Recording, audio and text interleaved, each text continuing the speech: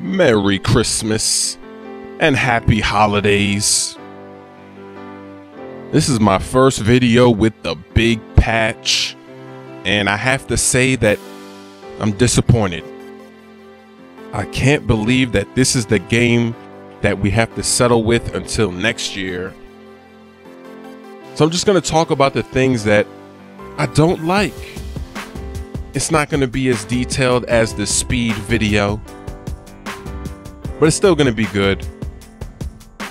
And I was going to do a series like that where I just show you different aspects of the game that 2K got wrong, because 2K just doesn't know what they're doing. But I'm not even going to bother. Let me just get into a quick little summary. The first game I played with the patch was not in my player. It was a quick game. I played Bulls versus Suns on pro difficulty default sliders. And I was expecting to just abuse Steve Nash. This is a huge mismatch, but unfortunately in NBA 2K12, there's no difference between Steve Nash and Rajon Rondo or CP3. Everybody defends you the exact same way. There's no variation. If you don't believe me, go play a quick game right now on pro default. Bulls versus Suns. Use the Bulls, attack Steve Nash, and you'll see exactly what I'm talking about. The next thing is that the pick and roll is terrible in this game. It's terrible. You could put Steve Nash on the Knicks. You could put CP3 on the Knicks. You could put Steve Nash on the Magic, CP3 on the Magic. You know, whatever. Just make the best pick and roll combination that you can make. CP3 and Dirk, it doesn't matter. The pick and roll is terrible. You can play on pro default sliders, run pick and rolls with that team that you just created, and you'll see how bad the pick and roll game really is. 2K did not have to ruin the pick and roll like they did in this game.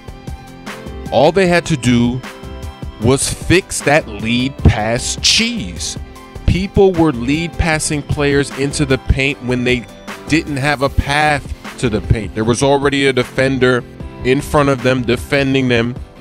The defender is not just gonna back up so that you can go into the paint. No, all they had to do was two things, and they could have fixed the pick and roll.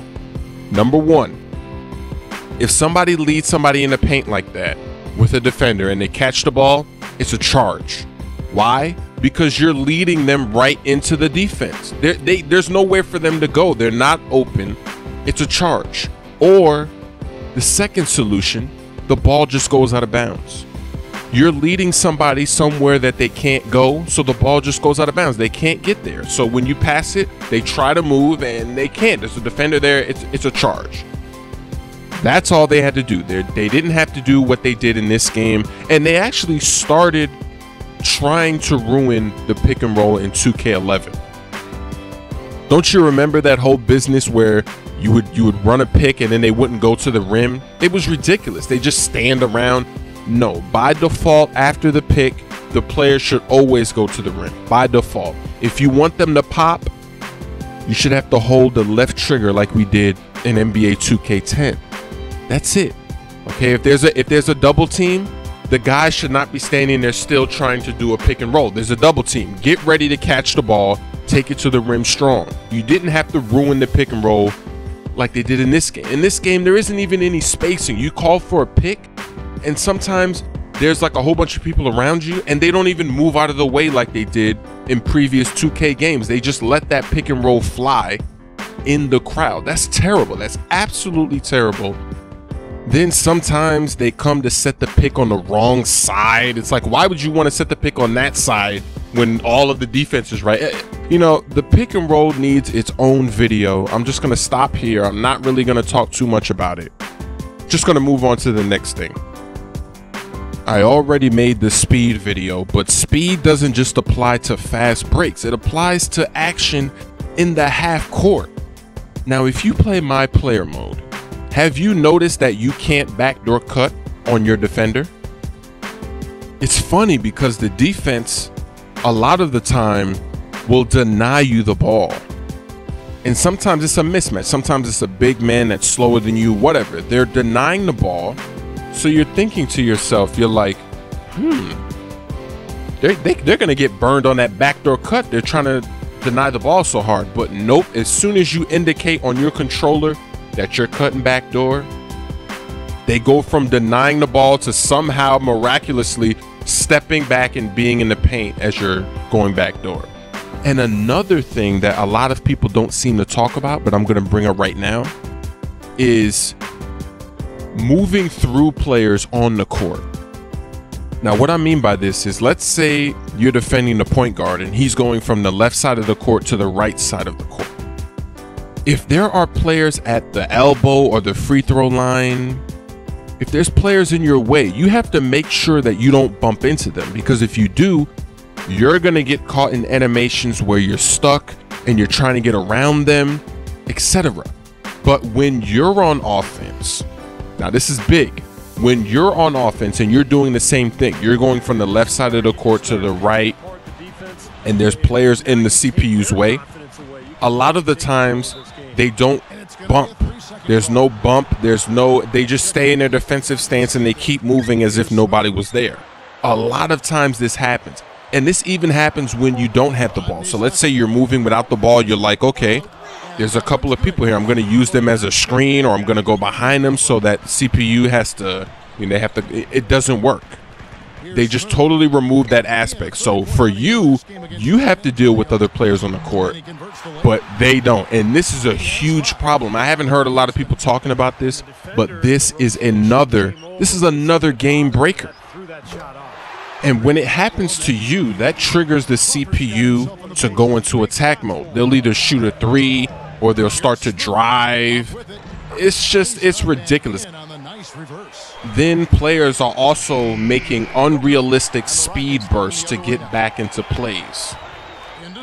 So if you've been watching this gameplay, it was back when we were playing the Spurs. There was one clip where I drove to the rim, and somehow Blair just accelerated and got back into the play. Like, what? How could he possibly make it there that fast? Even somebody like Dwight Howard, the defensive player of the year, even Dwight Howard doesn't always make it in time to contest something in the paint. And in this game, there's way too many people getting these speed bursts to come over and rotate in time. This is not realistic. And you got to start watching your plays. If you go into replay mode, you're gonna be amazed at the speed burst that these players are making to make these defensive adjustments. Speed is a very big problem in this game. It doesn't just apply to fast breaks. It applies to pretty much everything. Now, passing is such a big problem in this game because the icon pass has a delay on it. So sometimes you'll see somebody open, and you know that if you try to pass without the icon pass, it's not going to go to that person. So you use the icon pass, but by the time it does that pass, and with all these crazy speed bursts, the defense is able to get back, and that player is no longer open anymore. So they need to bring back the icon pass. There shouldn't be a delay on it. It should be just like how it was in previous 2K games, because you can't rely on passing without it. And a lot of my turnovers come from those mistakes. I'll be sitting there, I'll drive, somebody's open in the corner, I point that way, and I pass it to somebody else, and I'm thinking to myself like, what? And I was actually going to make a video where I was showing these examples, but it's happened to you. You know what I'm talking about. I can't forget the plays.